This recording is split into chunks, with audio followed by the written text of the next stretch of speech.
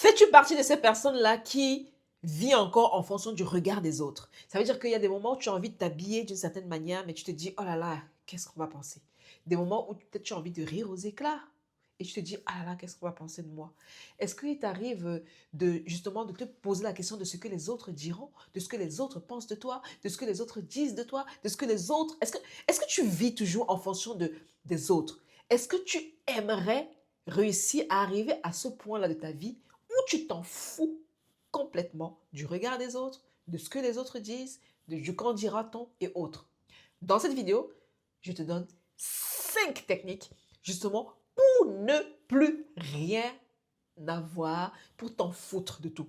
5 techniques pour en avoir plus rien à foutre en fait. 5 techniques qui vont justement te permettre justement de ne plus, c'est-à-dire de ne même plus t'inquiéter de ce qu'on peut penser ou dire de toi. Bonjour et bienvenue sur la chaîne Confiance Illimitée, je suis l'architecte. J'aide les femmes qui se sentent bloquées, découragées, à retrouver confiance en elles, à justement aussi atteindre leurs objectifs. Et j'aide aussi les femmes à retrouver le bonheur, ce bonheur qu'elles ont perdu, ce bonheur qu'elles avaient dans le temps et qu'elles ont perdu. Je les accompagne aussi dans le plein bonheur, à vivre le plein bonheur dans leur vie. Si ce n'est pas encore fait, je t'invite à t'abonner, à liker, à partager. Mets-moi un petit commentaire, je me fais un plaisir de te lire et de te répondre. Quelles sont donc ces 5 techniques qui vont te permettre de t'en foutre? J'aimerais d'abord te raconter ma propre histoire. Il y a de cela quelques années, j'avais du mal. Tout ce que je faisais, tout ce que je disais, tout ce que je pensais même, c'était en fonction des autres, en fonction de ma famille, en fonction de mes collègues, en fonction des autres. Je m'étais même mariée à l'époque en fonction de mes parents. Lorsque j'avais par exemple des propositions de mariage, la première question que je me posais, c'était est-ce qu'il va plaire à mes parents? Est-ce qu'il va plaire à ma mère? Je ne me posais pas la question de savoir est-ce qu'il me plaît? Je ne me posais pas la question de savoir est-ce qu'il sera un bon mari pour moi dans ce mariage? Je ne me posais pas la question de savoir est-ce que ce mariage, est-ce que cette personne sera bonne pour moi? Est-ce qu'elle me permettra d'être une meilleure version de moi-même? Est-ce qu'elle va me permettre d'atteindre mes objectifs? En fait, les questions que je me posais n'étaient pas auto-centrées, mais elles étaient uniquement en fonction de mes parents. Est-ce que ma mère va l'aimer? Est-ce que mes parents vont l'apprécier? Que vont dire mes parents? Que vont dire mes copines? Mais réellement. Et je choisissais. D'ailleurs, je m'étais mariée, je suis mariée, divorcée. Justement, j'avais fait ce mauvais choix parce que je m'étais mariée en fonction de mes parents. J'avais fait le choix, non pas un choix qui était le mien, mais un choix qui était celui de mes parents. Une fois que ma mère a donné son approbation et qu'elle a dit « Ah oui, lui, c'est bon, c'est celui-là qu'il faut », j'ai acquiescé et j'ai accepté cette personne. Alors qu'au fond de moi, ce n'est pas ce que je voulais réellement. Parce que je vivais en fonction de ma mère.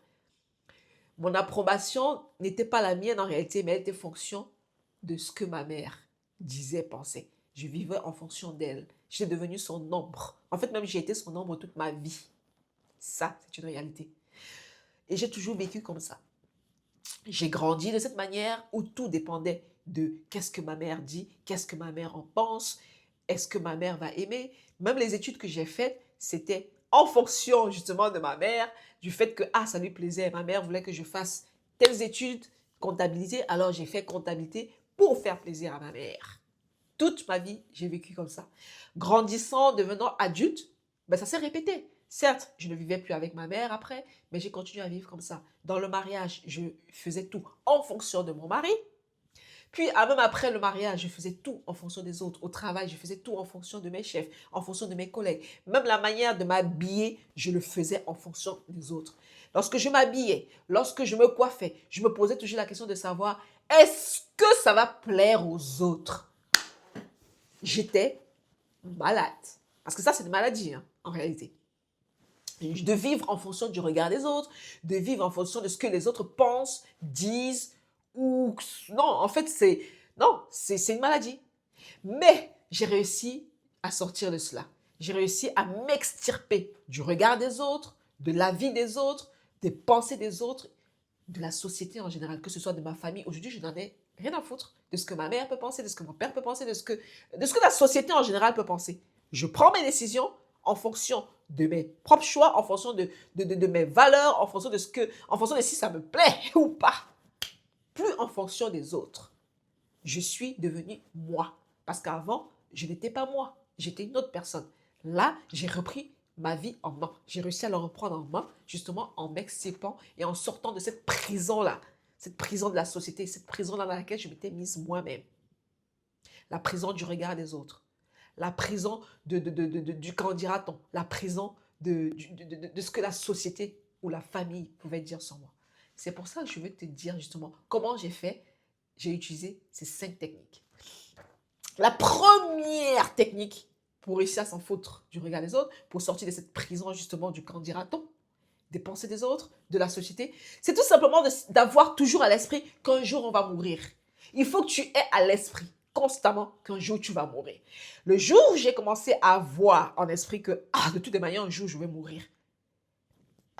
Je mourrai un jour. Ça pourrait être ce soir, ça pourrait être demain, ça pourrait être après-demain, ça pourrait être imminent. Lorsque tu te mets à l'esprit qu'un jour tu vas mourir et que ça pourrait être imminent, à ce moment-là, tu as envie de vivre ta vie. Tu n'as plus envie de vivre la vie des autres.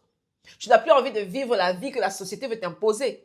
Mais tu as envie de vivre ta vie parce que tu te dis, je vais bientôt mourir. Ça pourrait être ce soir, ça pourrait être demain, ça pourrait être imminent, je ne sais pas. Mais vu que je ne sais pas, je vais vivre pleinement ma vie parce que un jour je vais mourir. Je veux vivre pleinement ma vie. Donc, ayez toujours à l'esprit qu'un jour vous allez mourir. Et parce qu'un jour vous allez mourir, vivez pleinement votre vie.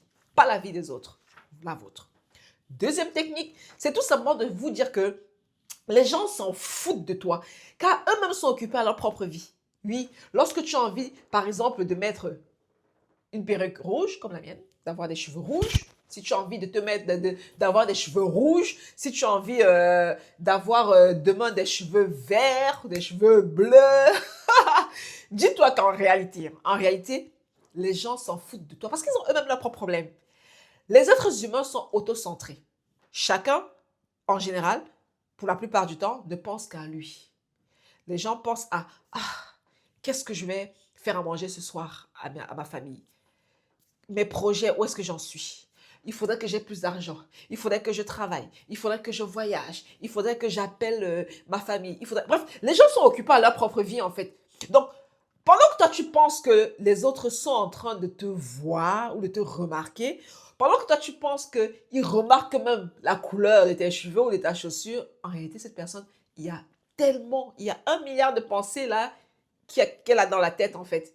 Et ces pensées sont autocentrées. Ce sont des pensées sur sa propre vie. Donc, aie à l'esprit que les gens s'en foutent de toi parce que chacun a sa propre vie. Troisième technique, c'est tout simplement de dire non le plus souvent à ce qu'on n'a pas envie de faire. Oui. Parce que moi aussi, j'ai été ce genre de personne-là qui disait oui à tout. Je disais oui à tout, oui à tout, oui à tout. Et même à ce que je ne voulais pas, à ce qui ne me plaisait pas, je disais oui. Prenez l'habitude de dire non le plus souvent à ce que vous n'avez pas envie de faire. Vous devez même vous mettre un challenge. Les personnes qui ont du mal à dire non, mettez-vous un challenge. Dites non. Dites-vous que dans une semaine, vous allez dire non 5 fois. Même à des choses que vous avez envie de faire. Voilà. C'est juste un challenge. Là, c'est vraiment juste pour le challenge. Pour commencer à habituer votre cerveau justement à dire non. Vous vous dites pendant une semaine, je vais dire non 5 fois. Que ce soit des choses qui me plaisent ou pas. Voilà, c'est juste pour le challenge. Mais quoi qu'il en soit, prenez l'habitude de dire non le plus souvent à des choses que vous ne voulez pas faire. Si une personne vous demande un service ou quoi que ce soit, si ça ne vous intéresse pas, si vous ne voulez pas pour X ou Y raison, vous n'avez pas besoin de vous justifier, dites tout simplement non.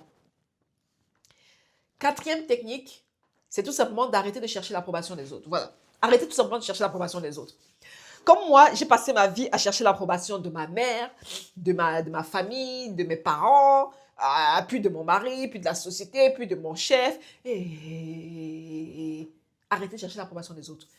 Dites-vous que eux, ils vivent leur vie et vous vivez la vôtre. Tes choix, tu dois les prendre toi-même. Tu dois prendre prendre des choix, prendre des décisions qui te conviennent à toi en fait. Pas des décisions qui conviennent à qui que ce soit.